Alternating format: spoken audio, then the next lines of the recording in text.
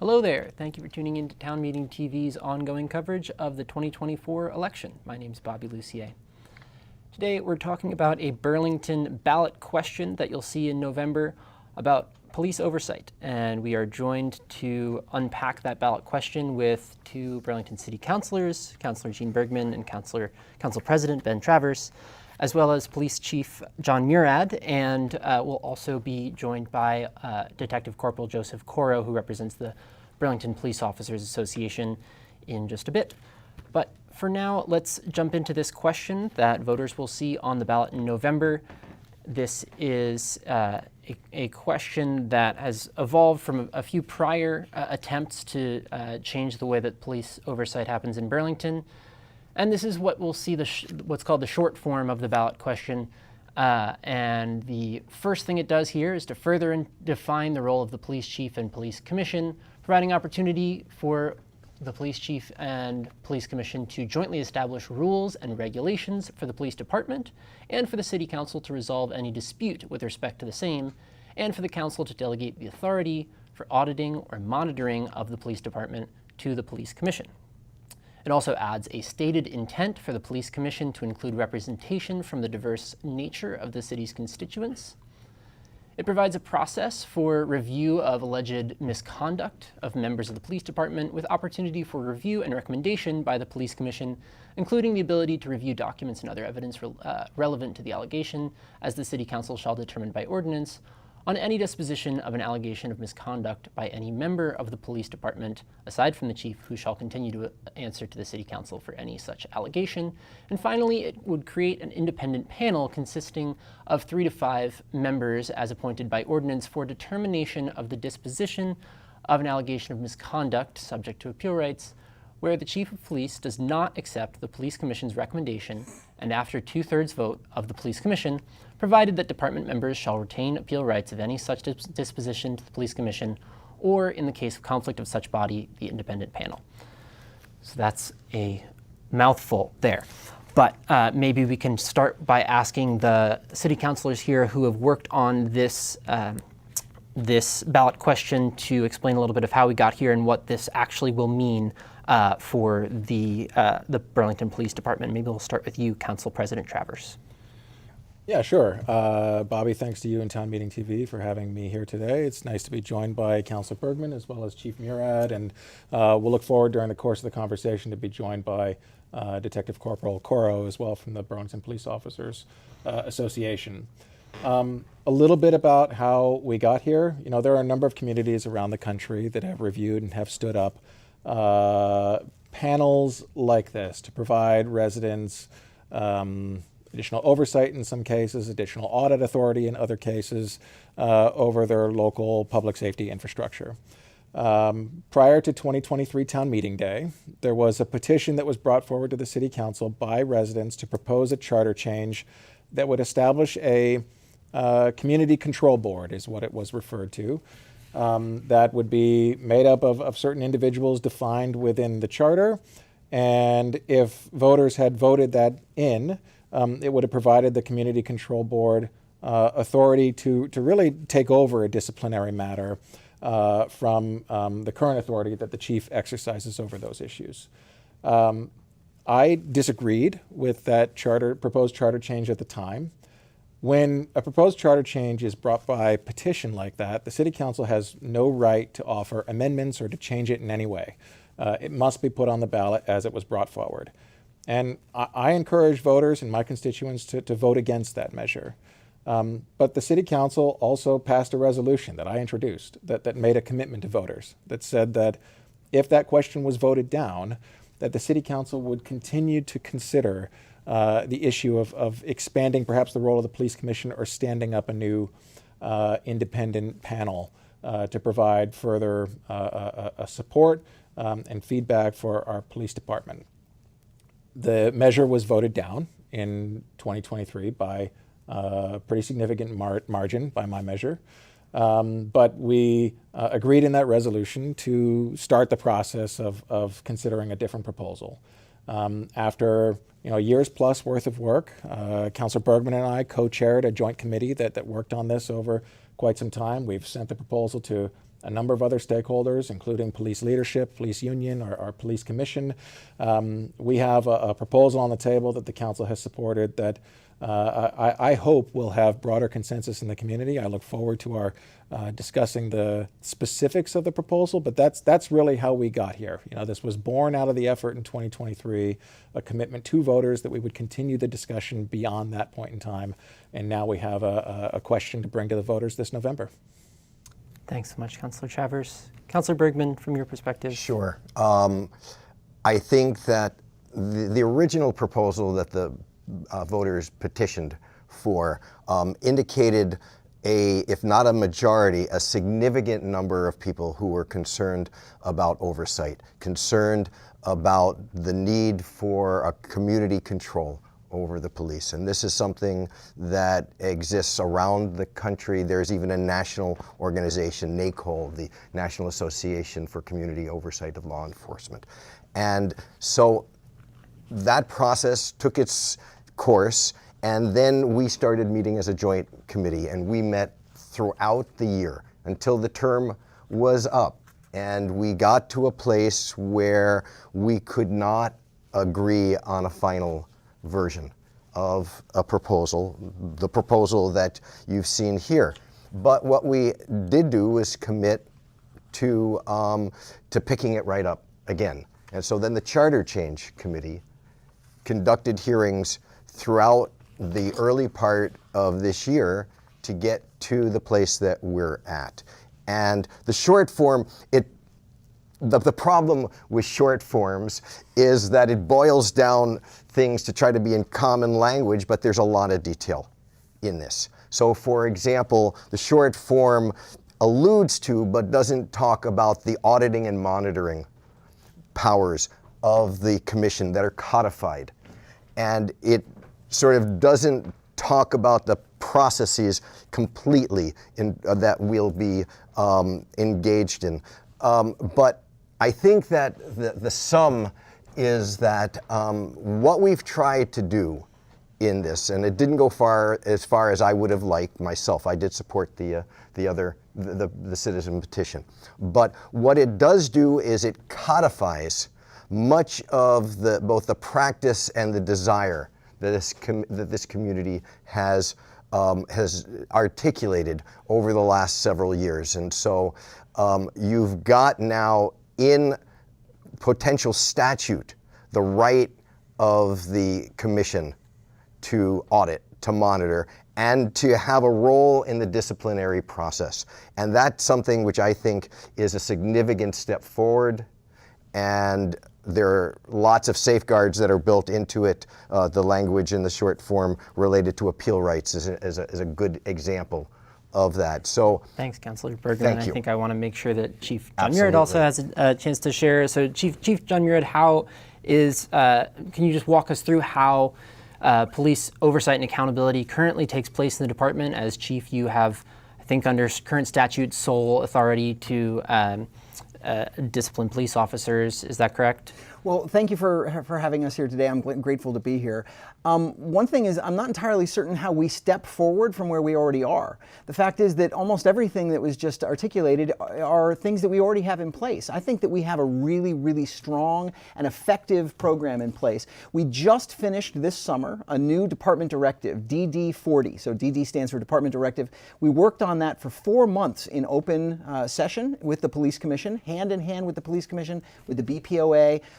And it is, I believe, the best and most transparent process for police discipline that exists in the state, and really among them in the country. It codifies exactly what the Police Commission does, its authorities, the fact that we share all information with it, the fact that it sees every single citizen complaint, that it has input into every single complaint, makes recommendations into the results of those complaints. And then it also codifies the fact that there are other participants in this process, including the city attorney, including our human resources department, including the mayor, and there is is a mayoral executive order from Mayor Weinberger that Mayor Mulvaney-Stanek has retained that requires that certain kinds of complaints or incidents be discussed with the mayor prior to having a finalized disposition. We really do have a system right now that is incredibly effective. The councilor mentioned NACOL. NACOL says very clearly, within the current oversight landscape, few existing oversight agencies have the authority to make final determinations as to the outcome of an investigation. This authority is more common in oversight agencies that have developed within the context of the city being under a federal consent decree to reform its police department. We're talking about agencies that have had really problematic, even abhorrent patterns of practice. And I just don't think that's what we're seeing here. I think what we have right now is a system that works. And my belief that it is a system that isn't broken and doesn't need fixing is not in line with the mayor's office. I do want to say that clearly. The mayor welcomes an independent review panel that the mayor would co-appoint. But I strongly object to the creation of a political apparatus to which we would subject officers. And ultimately, I believe that's what this independent panel would be. And it's not what we have with the police commission right now and the very strong system that we have in place through DD40. And DD40, so how did that come about? Was that a BPD-led initiative, or was that through the police commission that came about? A little bit of both. So, we've seen that we want to have a strong and collaborative oversight process. Transparency and trust, police legitimacy, you have to have that kind of relationship with the public. And so in 2020, before the really terrible events that we saw in Minneapolis and the murder of George Floyd, before that, then interim chief of police Jen Morrison worked with members of the police commission to create a set of rules by which we would do the things that we'd already been doing in practice, but in a codified manner, that the police commission would see every single complaint, that they would have the ability to weigh in on and make recommendations on every single complaint and the proposed disposition. And that was written up into an agreement with the police commission in August of 2024. And what DD40 did was it addressed concerns that had been raised by the CNA report, a comprehensive full assessment of the operations of the police department that was conducted in 2021. And it took that agreement from August of 2020, and it took best practices and recommendations from NACOL, and it put them together in a single directive that replaced a directive from 2013. So in other words, we'd had a directive that was much shorter. It was about 7 or 9 pages. I can't remember which. It's now 29 pages. It can be seen by anybody. It's online to be reviewed. It has a very clear flow chart and description of how we do the practices, how we intake complaints, whether those are internal complaints or whether they are external complaints, how they are shared with the police commission, how each of them is reviewed, how there are multiple steps, how then we have additional oversight in the form of the Vermont Criminal Justice Council for Vermont police officer certification, how we have additional oversight in the form of both our federal law enforcement officers and the Vermont State Police to investigate allegations of criminality among officers, as well as the Chittenden County State's Attorney, the Vermont Attorney General, and the United States Attorney to ensure that if officers have behaved criminally, there's going to be consequences there. The fact is that there is a plethora of oversight for any officer and his or her conduct. And frankly, I think that we have a really strong and effective program. So I want to ask a question to you, and then turn back to the councilors here, and to what extent this charter change actually addresses this question. Do you believe that officers with a history of violence should be able to stay on the Burlington police force? By violence, do you mean excessive force? Sure. Excessive force? Absolutely not. First of all, I think excessive force, if shown and demonstrated, is criminal and would result in a dismissal in that instance. But when you say violence, do you mean the use of force in general? That is a fact of life in policing, and force does happen. And so when you say mere violence, I quibble with that word. In fact, I don't just quibble, I take issue with it. There is the fact that violence is a component of policing. It's one we wish to avoid at every single cost. We always want to ensure that we are doing what we can to make certain that we resolve incidents with as little force as possible, and zero if we can. But it is going to happen. So when you say that, if you mean unlawful violence, that is excessive force, which is a crime, then yes, absolutely those officers should not be part. There should be discipline there. There should be a system by which officers that do that are held properly accountable. And in fact, that should be a criminal accountability, and one that is judged by the criminal system, which we're seeing, for example, in a case in St. Johnsbury right now. Thank you very much, Chief Murad. Council, we'll start with you, Councilor Travers, on that question as well. Sure. couple different things. One is I want to go back to something Councilor Bergman said, which is I agree with him that while the ballot measure from 2023, community-driven, failed, out there speaking in the community, talking to my constituents, I think generally speaking, there was a community interest in our continuing to explore the question that's now before the voters in November. I also agree with the chief and applaud the initiative that he has taken with the police commission and with others to develop policies like DD40, to come up with a complaint process with the police commission. I applaud Mayor Weinberger as well and his administration for encouraging the chief to take those efforts, standing up an executive order that required heightened review of use of force incidents at that point in time. When we started this joint committee process, though, that has now led to this ballot question, and what I found out in going through that is that many of these policies exist in different places. We have it in a departmental directive. We have it in a separate document that the chief reached an agreement with the police commission. We have it in executive order. We don't really have it in one place, which is in our charter and then subsequently in our ordinance. And I think most of what the proposed charter change in November accomplishes is that it does codify, I think, a great system that we've currently set up between the chief and our police commission. The further step that it takes, the new element that it introduces, is the opportunity for an independent panel to resolve a dispute between the police commission and the chief. I keep referring to that independent panel as a break glass in case of emergency. I don't anticipate it's going to be all that regularly used. But I do think there's value in considering it, and I will be personally supporting the ballot question in November to stand up that new panel. Thank you, Councilor Travers. I want to also welcome Detective Corporal Joseph Corrow to the table here, who is coming to represent the Burlington Police Officers Association. Thank you for being here. We've been speaking about the police oversight ballot question that's on the ballot in November. And I will turn to Councilor Bergman here to speak a little bit further about this question of the impact of this. Sure. So first of all, I need to differ with the chief in saying that this is already in place. It is absolutely not in place. The charter does not lay out the responsibilities as it exists right now of the commission and does not give the proper authorization.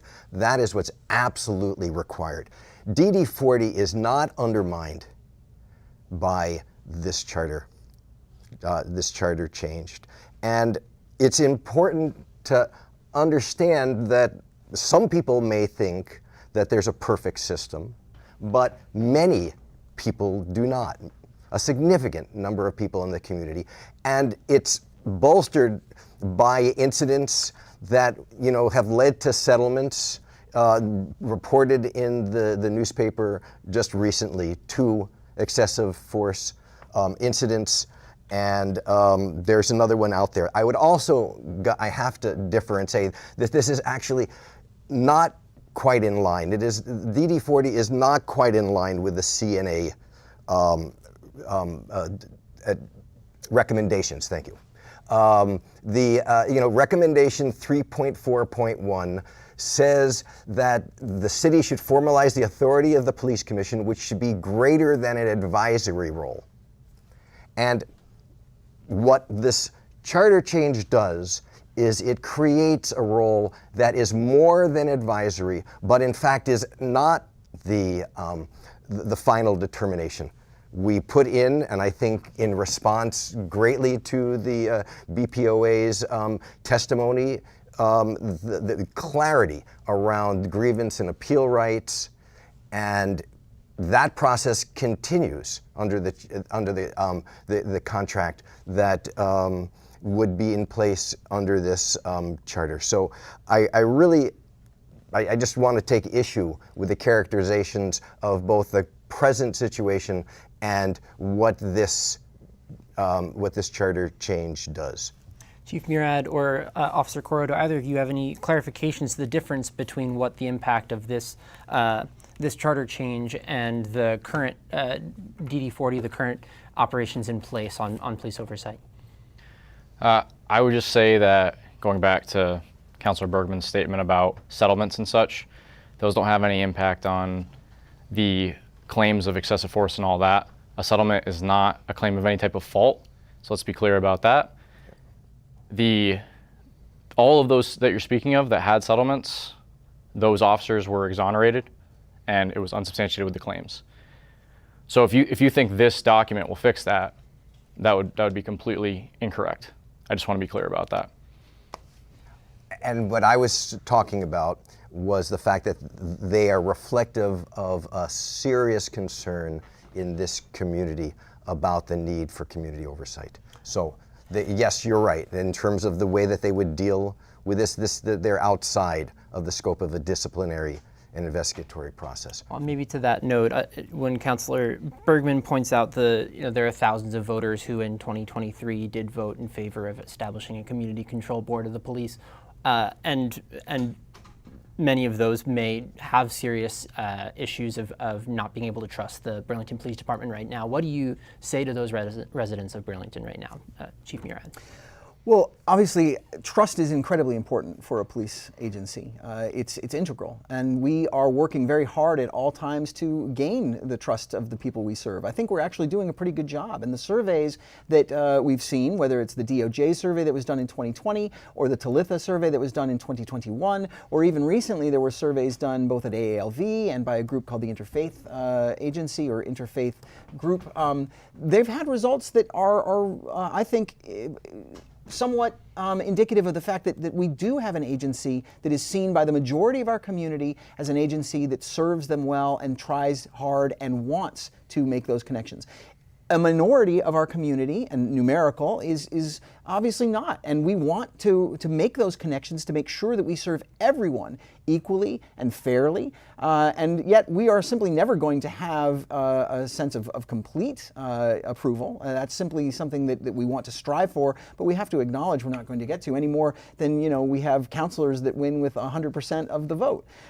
These are things that we are always looking to improve on. How do we do that? We do that through the transparency. We make more information public than any other agency in the state and more than we ever have as an agency in our history. That includes every single use of force. That includes video of select uses of force that we proactively reveal. We have the public involved in the complaint process through the police commission. And again, that is codified. The fact is that most of this charter proposal is what is already in DD40 with the exception of the independent panel.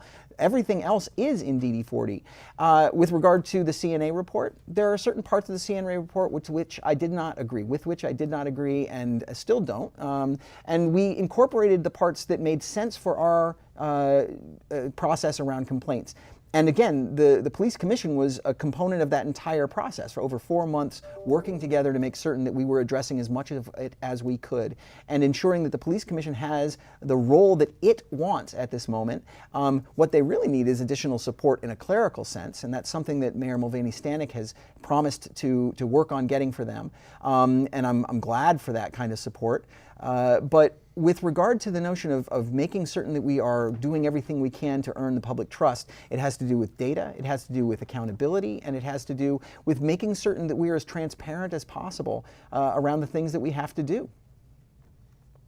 Thank you. Councilor Travers, your thoughts at all on this? Sure. Again, I do agree with the chief and applaud his leadership and the BPOA for their engagement with the police commission in establishing DD40 and the new policies, many of which will now be codified if this charter change goes into law. And I appreciate the progress that we've made in recent years to get to that point.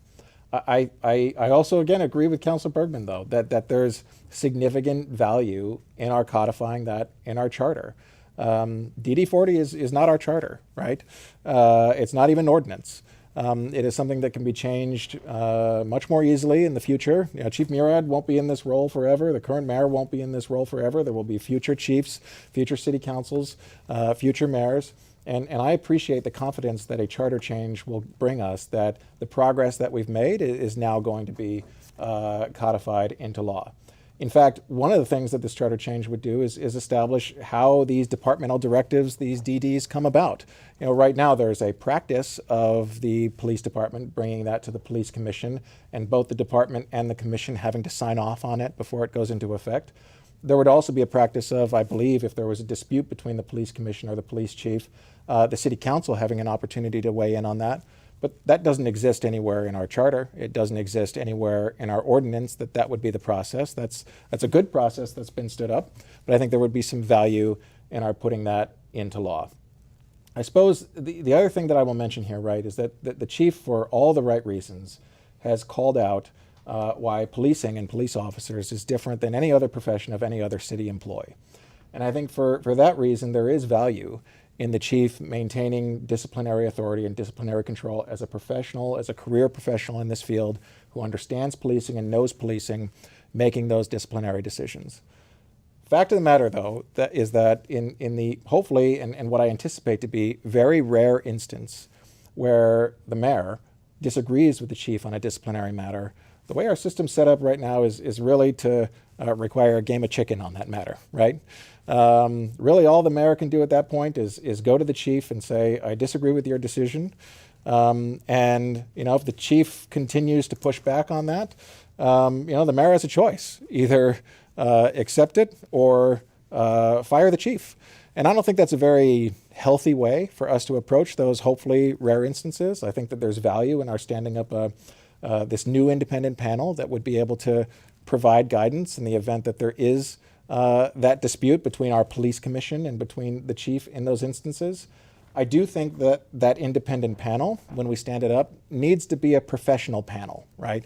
It needs to be folks who have experience in policing for the same reasons why I think it's a good idea that the chief has that authority at the moment. But I think that there's a lot of value in having a new professional independent panel, like you have for many professions, that are able to weigh in and resolve those disputes. And I will mention, of course, any unionized police officers that went through this process would maintain their union rights. That independent panel is going to have to follow the union contract. Any police discipline will have to be supported by just cause. If it is not, then those officers will still have an appeal process through the grievance and arbitration procedure to go through that. So I think there are a lot of safeguards in place here that should give comfort to our great employees of the police department, while also giving the public confidence that they're going to have more of a role to play in that rare instance that there's a dispute between the public and police department leadership. I think we need to get a little bit further into the independent panel issue because it seems like part of the sticky wicket here. And part of the issue seems to be that when voters are going to the ballot on November 5th, they're voting on a charter change that does not explicitly describe what the independent panel will be made up of and how that will be appointed. And so maybe Councilor Bergman, could you explain a little bit of how that appointment process will work and how voters actually can understand what they're voting on here in terms of what this independent panel might look like? Well, right now, a proposal has come out of the ordinance committee, and it's on the next agenda. It's something that did not have unanimous support, but Remind us who's on that committee? Councilor Shannon, Councilor McKnight, and myself. Thank you. I just met with him today. I'm blanking. Sorry, guys. Yeah, there are. And so we've settled on there being some of the qualifications. I think everybody is committed to there being qualified people there, but it also needs to represent the diverse nature of the community that it is going to be in a way representing. So that is where drawing the lines comes into to play. Does it have to be Burlington residents? That is, I think, what we have stood up. There has been some talk about it not being. I personally think that it should be. But those are part of the details that we are still working through. Right now, we have the mayor and the council president being the ones who will appoint it. We have got time frames that I think are reflective of the BPOA's desire for speedy decisions. I think it's 7 and 14 days. So in line. 7 and 14 days for what? For decisions. On who's on the panel? No. Yes, so like 14 days on the decision. I think it's like 7 days on the appointment of the panel. So something that's quick, and that is there is a difficulty in that. So we have to make sure that the qualifications are such that you don't have such a small pool that you can that you can't get anybody to do that. Right. But we're still working through the logistics. And it's of appointed that. by the mayor and the city council president. That's 2 people. Right. So how does that work, especially if they're on, I mean, you might work well with the mayor currently, but how does that work to appoint 5 people with 2? I think in this circumstance it'll work because the idea is to be able to address something that is in the interest of everybody. So, one of the things about having this as an ordinance is that if it doesn't work, right, and we set the framework so that an officer who's not getting a timely decision can grieve it, and I think that process is in place for that, then we can change the ordinance. And one more question here, and then I do want to get back to the officer's perspective here. But as far as what does the charter change actually require of the independent panel? How much of this is going to be an ordinance versus what is it actually? What are voters actually voting on, as opposed in terms of like the number of people on the panel, the process? Is any of that in there? Well, first of all, the panel is a very small part of the charter change, so let's be clear about that, right? It's only when a 2/3 majority of the commission decides that the chief's rejection of their recommendation should be overturned. And in that case, then a panel is stood up to independently look at the facts and come up with a disposition. And it's not the same panel every time necessarily. It did not. Yes, I would find it hard to believe that, but I don't. But the number of them, I don't know. There are small numbers, I think, right now that would get here. Most of the discipline is not going to get even close to here because this is really reserved for the items that, in the words of the proposal, misconducts that constitutes an offense subject to the investigation of the Vermont Criminal Justice Training Council, or which the chief intends to impose discipline constituting loss of pay, suspension, or termination. So those are significant, and therefore the number of complaints and investigations and disciplinary actions, I think, is going to be necessarily small. Right. So, just Chief Murad, what are your concerns specifically about this independent panel? I understand it's a small part of it. It seems like one of the parts that is that in your view and in the BPOA's view is the most problematic. But correct me if I'm wrong there. Certainly, I think that what we've just heard is a tremendous amount of speculation and uncertainty and experimentation. That's how this is described. We can experiment with this proposal. We can work it out in ordinance if we need to. I think we've seen where experimentation with the police department has led us. And I don't think it's taken us to a good place. And I am concerned that that is what we are going to be doing once again to an officer corps that is already pretty precarious. And I'll leave it at that and see if the BPOA wants to make a stand. I'm sorry, Gene. I do want to make sure that Officer Corrow has a chance to also speak, and then I'll make sure that you can respond. So speaking to the whole, I'll go over the whole charter change, and then the independent panel for both. At this point, all the officers that have seen this are incredibly worried. It makes them uncomfortable. It makes them nervous. They're worried that their process is going to be drawn out further. And I know it doesn't seem like that bad when you had 14 days to what could be a 30 to a 6-month process depending on the internal investigation. That is a long time for somebody to stress about if they're going to lose their job, if they're going to lose pay. Those are things that most people don't have to deal with, but we do quite often. We are constantly under the microscope. And this just puts us under a bigger microscope. And I don't want to see more police officers leave, and I don't want to see more police officers not come and work for us. I'll give you a quick example. In the last week, we had an officer teaching, he was a teaching assistant at the police academy. This happens, a couple of our officers go down every time. There's around 40 recruits right now. He sat down and did a Q&A with them. In that Q&A, he asked them how many of them are living in Chittenden County. It was between 17 and 20, I believe. They had their hands up. He asked them, how many of you applied for Burlington Police Department? Everybody put their hands down. He asked why. The main reason was they don't feel support from the city. They don't feel they would be supported from the city, and they don't feel they'd be supported from the government, the city government. This is not going to change that. In fact, it's going to exacerbate that. We should not have, back when I went through with at least 10 or 15 officers who applied to Burlington and didn't make the cut. And now we have nobody applying that is currently in the academy besides the ones that we have, which is 2 recruits currently. We're never going to catch up if we keep adding more what you consider safeguards, but I consider things that are going to make it so that nobody applies here. And we're seeing that over and over and over. Correct me if I'm wrong, Chief, but I think we've had between 20 or 40 applications this entire year. Yeah, I think just above 40, I think. But we used to You have think as many as the 200. primary issue there is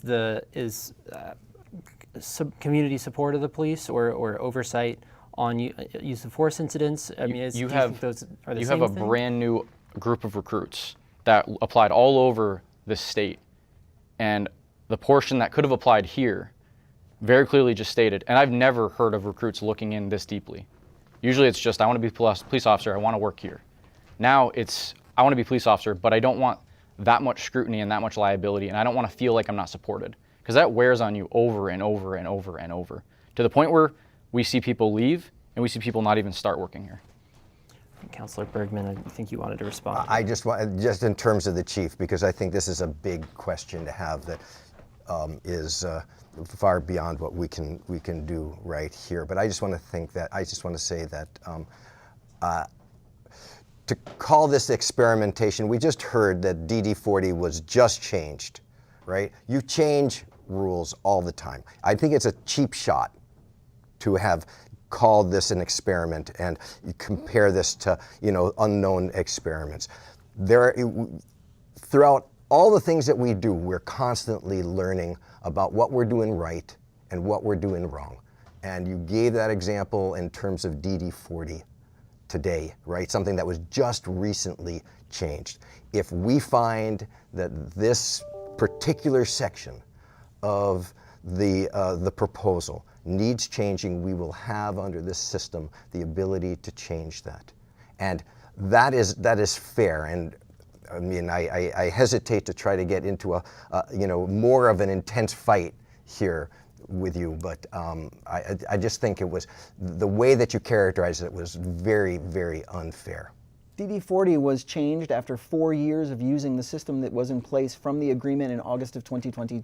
It was not something that was done lightly, nor was it done something that was done in short order. It was the result of, as I said, 4 years of work, of input from multiple folks, and of seeing that it worked without a directive. We don't change our directives regularly or willy-nilly. We change them only after a lot of thought. They have to go through the police commission. The police commission has to look at them in public in order to sign off on those changes. Or we accept changes directly from the state of Vermont through the Vermont Criminal Justice Council. Or there has been one instance in which we had a directive changed by the city council, which it did really after a very short amount of consideration owing to pushes around the fair and impartial policing practice.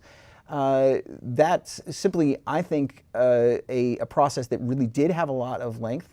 And I am suggesting that there have been previous instances in which there have been experiments with the police department that were not all that well thought out and have not accrued to our benefit as a city.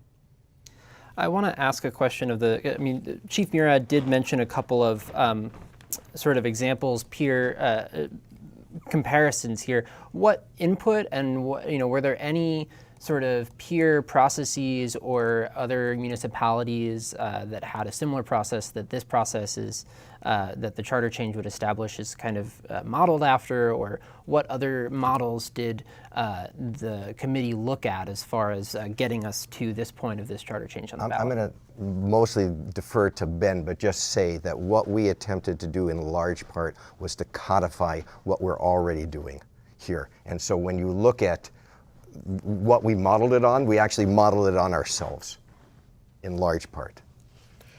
I think that's true in large part. To the extent we're codifying the good progress and work that's been done so far, then we are modeling it off of ourselves. To the extent we're modeling the independent panel off of models that are working elsewhere, I think if you review some of the reports that are put out by NACOL, they do refer to panels that sort of look and feel like these in other communities around the country. And yes, some are in communities that have really struggled with some troubling circumstances in the past and are under consent decree, but that's not the case across the board.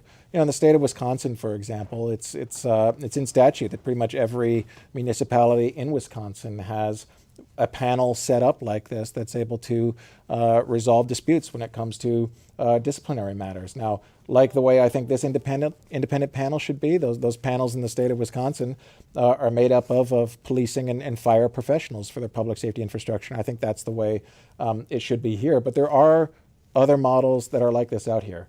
I do want to say that I completely acknowledge Corporal Corrow's comments there with respect to the recruitment and retention challenges being faced by our police department. And you know, I do think that the City Council the last couple of years has really been making an effort to try to really change that narrative, because I think we recognize that applications are down, that folks know how to use Google, right? They go out there, they see some negative stories about policing and working here in Burlington, and we need to change that.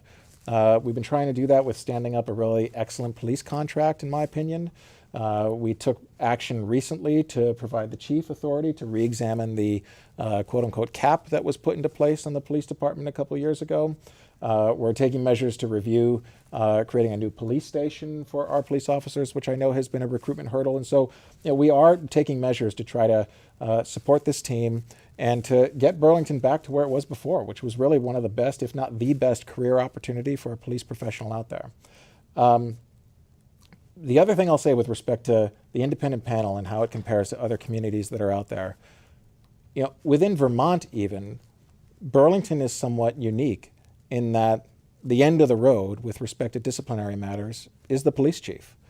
If you're a police officer looking to South Burlington or looking to Shelburne, for example, right? In South Burlington, ultimately, it's the city manager that has control over disciplinary matters. If they disagree with their chief, they can weigh in and step in that way.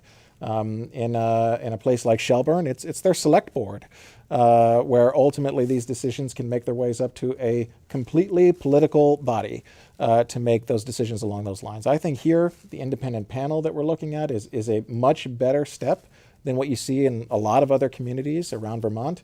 I'm sorry that it's getting a bad rap, but the other thing is that I don't think this is, if we did not pass this, right, this is not going to be the end of the discussion, right? What we saw in 2023 is a very organized group of residents here that put a petition on the ballot to stand up a new community control board.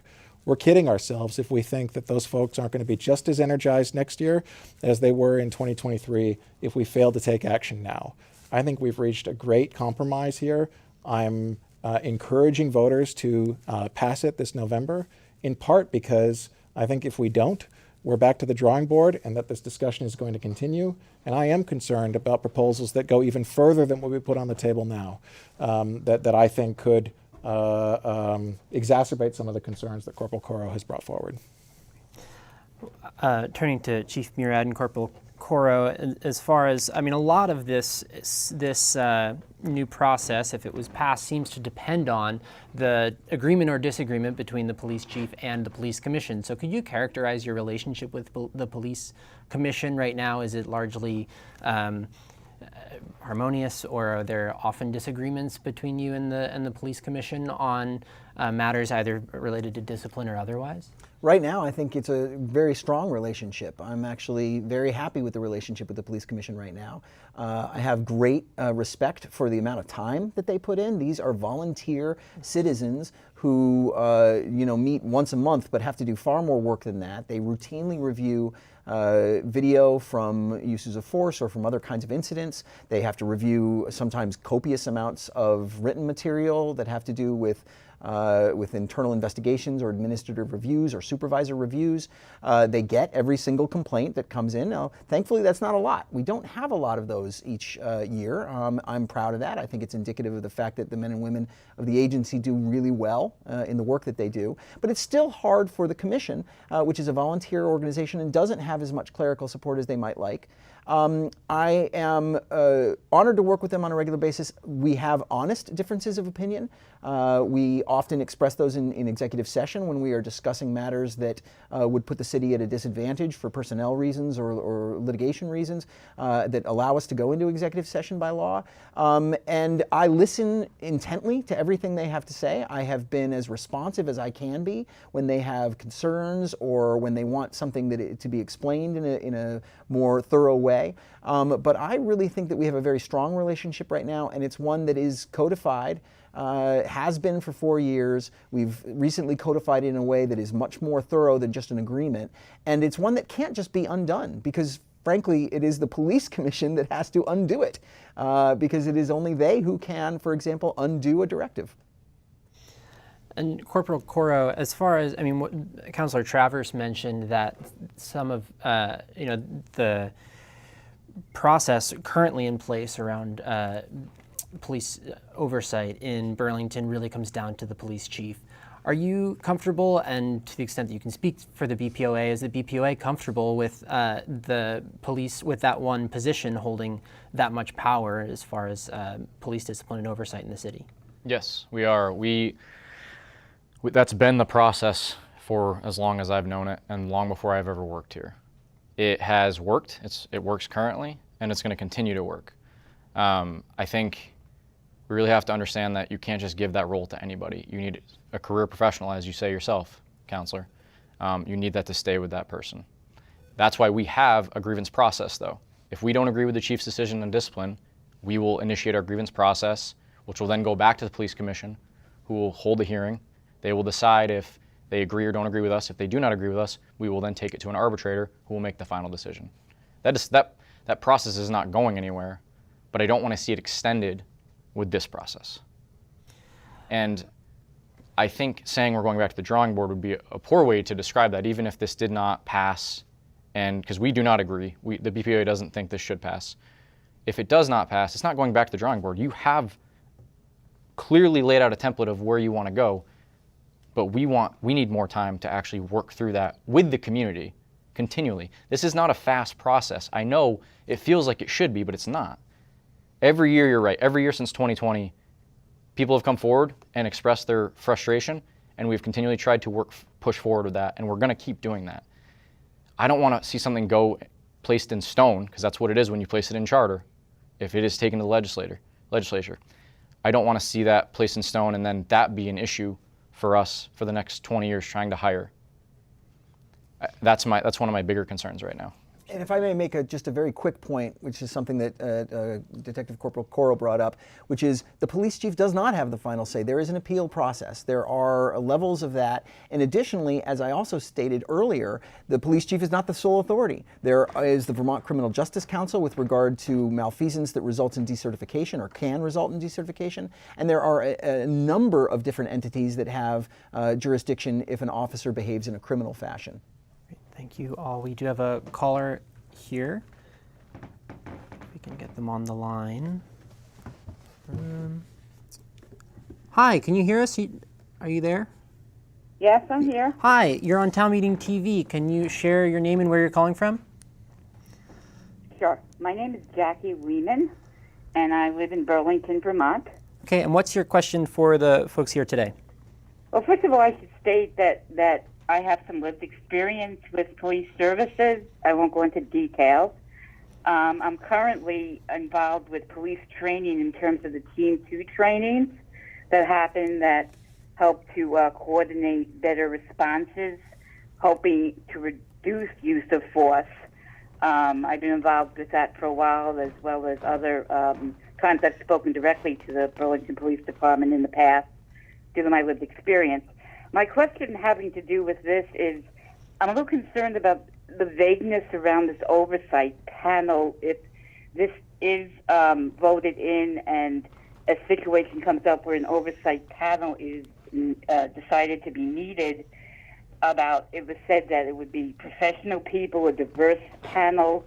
I'm a little concerned about who would make the decisions about who would be on this panel, if there would be a political bent to it as to who would get onto the panel. Would the public have input or know about who would be considered for this panel? I just want to make sure that it is someone, people, obviously, we're human beings and we strive to be objective as possible, but, it's a little concern to me that there's a little vagueness around the panel part of this from what I'm hearing from Councilor Bergman around. It sounds like there's some sort of a concept, but it's not really sort of a well-formulated thing. So this is where I'm sort of trying to figure out whether to vote for this, yes or no, and can't really decide at this point. And I think maybe other people out there in the public may have that same struggle with this. Great. Thank you so much for your call. And I hope I didn't go on too long. No, that's okay. I Thank tend you. to be wordy. That's okay. We appreciate your call, but I think we're going to let the Yeah. the counselors and the officers respond here. Of So thanks course. so much. Thank Appreciate you it. very much. Okay, so Councilor Travers, do you want to, or either? We'll see if my memory serves me right Sure. for the numbers. First of all, I want to say I understand and hear that concern. One of the concerns that I had about putting into the charter exactly what this panel would look like is that a charter is hard to change. Right? If we decide that the panel that we put into place is not working out, say, for example, because it was hard to find enough people of a particular role to fill the panel, we're stuck with what we have unless we bring forward another ballot question, have voters vote on it again, have it go to the legislature for them to consider it, hopefully approve it, and then send it back to us. We have a number of boards and commissions around the city that are referenced in our charter. Our police commission, for example, our parks commission, our housing board of review. These types of boards and commissions are referenced in our charter. But what it says is that the parks commission will be made up of 7 members.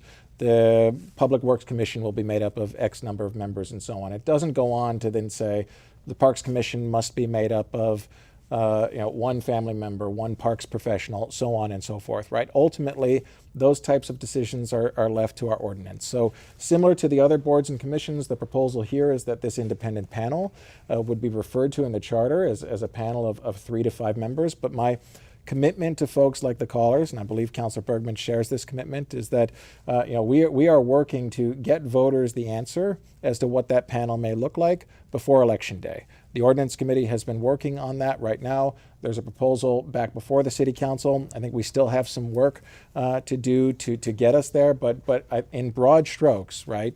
Whereas we're not in agreement quite yet on the specifics, I think we've gotten closer to an agreement that this should be a panel made up of qualified individuals, qualified professionals who are able to weigh in on these types of disputes that, again, I should mention, I think will come up on relatively rare instance. So let me just add the specificity. So there is an ordinance in front of the council. I don't think that we have got consensus yet or unanimity. I think we were moving very close to that. Let me just say what the proposal is so that, because this is a concrete proposal.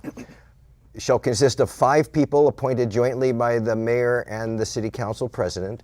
4 of the 5 shall have at least 10 years past experience as a criminal prosecutor, public defender, judge, law enforcement officer, human resources professional or union representative, or government attorney having served in municipal, federal, or state government. At least 1 of the 5 people shall have experience in criminal reform and or racial justice. Are those necessarily different, or are they just 1 out of 5? 1 out of the 5 need to have that experience in criminal justice reform and or racial justice. 4 of the 5 are supposed to have those 10 years experience with any of those things. With any of those things. So this probably wouldn't happen, but in this statute, it could be that 4 HR professionals are. That is possible. Okay.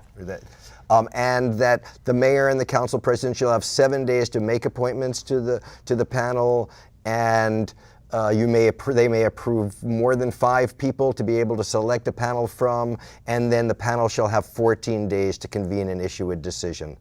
And the chair would be appointed by the mayor and the council president. The number of years for the experience, the number of qualifications, the past experience. That's what we're still talking about. But in this is really the framework that I think we're going to result in. So it's not exactly indeterminate because we hadn't finished it. I'm leaving the door open to some changes in this, as all legislative endeavors have. But that's what your caller should, I think, take away as there being some real specificity to that. Okay, thank you, Councilor Bergman. We only have 5 minutes left in the program, so I do want to, I'll give Chief Murad and Corporal Corrow the chance to just respond to that specific independent panel makeup and generally to speak to the charter change here, but I will cut you off in a few minutes to make sure the councilors also have a second. In sum, I repeat the things I've said. I believe that we have a really terrific system here. I think that this system, as described, particularly the independent panel component, are snow tires in Florida. You don't need Hacapolitas if you're driving around Tampa. You need this kind of system in a city that has had egregious failures, which is why NACOL points out that these kinds of independent panels, or a panel with that kind of authority, are panels found in places where you've had really, really problematic or even abhorrent conduct. With regard to what we have codified the things that otherwise are described in the parts of the charter change that are, in fact, I think, to which I'm amenable. And we've made certain that those pieces are under the aegis of the Police Commission itself. It's the entity that holds the keys, as it were, for how those kinds of changes have been made and could be made in the future. And we've been doing this for 4 years in a way that has not engendered public opprobrium or public concern. I think that we are still trying to, through this, litigate events that are 6 or years in the past. And I think that what we really should be thinking about is how we rebuild our police department and how we make sure that we continue to have a department that functions as well as it can with the people it's got, while we strive to have more of those people and more of the kinds of resources that our city's spoken about, like community support liaisons, in-house social workers, our Burlington Cares team, for which we just hired a new clinician, and our community support, our community service officers. Thank you, Chief Murad. Corporal Corrow. I think I just go back to the panel. You've broadened it and you've added more requirements, but as you just pointed out, could this be 4 people from HR? It absolutely can. That panel, the way that it's broken down right now, it just, I don't know, it leaves too much vagueness and it can go any which way. You could end up with a bunch of people on that have no understanding of policing or the incidents that are occurring. And I can't in good conscience say that that's a great approach. It's not. We need, if you were to make a panel like this, I would expect it to be, as I've said before, at least 2 to 3 police officers, either retired or full-time currently, and retired within like the last 2 years, that could actually bring some perspective. Because it's very hard. You're talking about things that just in the 4 months that police officers are at the academy, they get 840 plus hours of training on, and then consistently get training every year over and over and over. I just left the training today for our emergency response unit members. I do 10 hours a month for that alone, not including all the other trainings that I do as well. You're asking people that don't have that expertise to weigh in on something they don't fully understand, and that's dangerous. Thank you, Corporal. That's the issue. I'll have Councilor Travers and then Councilor Bergman just for the last couple minutes here before we wrap up. Well, thank you very much, Bobby, for having us here, and Town Meeting TV as well. I thank Councilor Bergman, Chief Murad, and Corporal Corrow on behalf of the police union in having this discussion and really engaging in this process. This has been a 1.5-year discussion since the 2023 ballot measure, and I appreciate the chief and the union being a part of the discussion that we've been having at the council level, as well as many other stakeholders, our police commission, both current and former members, and other community partners. I am incredibly grateful for the work of our police department, especially over recent years, those individuals that in really challenging times have stuck with our city and stuck with our community. So I have a lot of gratitude for that. I also think our police department is really a model in many respects for 21st century policing. And I commend the chief and the police department's leadership for taking steps that this charter change will now codify in terms of the police commission's role in reviewing citizen complaints, in terms of their role in being a part of the process of developing policies. I think this is a great step to now codify that work in our charter. I also support, though, this independent panel that we are standing up. To use the chief's analogy of snow tires in Tampa, I just wouldn't go that far, right? I think this is more like snow tires in Virginia. You're not going to need them that often, but as someone who used to live down in the Washington, D.C. area, I can tell you, every now and again it snows. And you are grateful if you're that car who happened to put your snow tires on that winter. I don't anticipate this happening very often, but in the rare instance where a majority of our resident, a supermajority, 2/3 majority of our resident police commission disagrees for whatever reason with a decision of the chief, I'm grateful that we will have an avenue to resolve that dispute. I think it's a creative avenue that Burlington has come up with. If you look to other communities around Vermont, if we were to copy them, we could bring these disputes up to the city council. I don't think the police department or the union's going to want that. I think this is a good process, and I would encourage voters to support it this November. Thanks, Councilor Travers. Councilor Bergman, try to keep it short if you can. Hard for me. The mayor and the city council president have an absolute interest in making sure that this community is safe and that we have a good police department. So that is a major safeguard to the things that Detective Corporal Corrow mentioned in terms of the makeup of the panel. NACOL, they allow for, and they say, whatever a community feels they need, this is what you should have. So they don't limit it to that. Read lots of their material. In fact, they make it clear that oversight has to be independent and not subsidiaries to the police department. And there's a host of other criteria for an independent community control. I think that this is within the range, and I think this moves us to a place where the people of Burlington, when they see the decisions in discipline or when they are looking at the monitoring and auditing of the department, that they will have confidence, greater confidence. And the officers who are coming here need to understand, and the officers who are here need to understand that that is a prerequisite to the type of community that is trying to be welcoming, that you want to have welcome to the force. It's a prerequisite. We cannot have 37% of the people say, we don't trust you. That is a significant number of people, 37%. And so this moves us, I think, to a place where we can get better. It's never going to be 100%. Nobody's ever said that. But we have got to do that. And oversight, I believe, that's based on community engagement on this level is what is necessary to get there. Okay. Thank you very much, Thank you. Councilor Bergman. Thank you all for being here, Chief Murad, Corporal Corrow, Council President Ben Travers, and Councilor Jean Bergman. Thank you for joining us for this conversation, and thank you for tuning into Town Meeting TV's ongoing coverage of the 2024 election. You can find this and many more forums on cctv.org/general. Thanks so much. Thanks.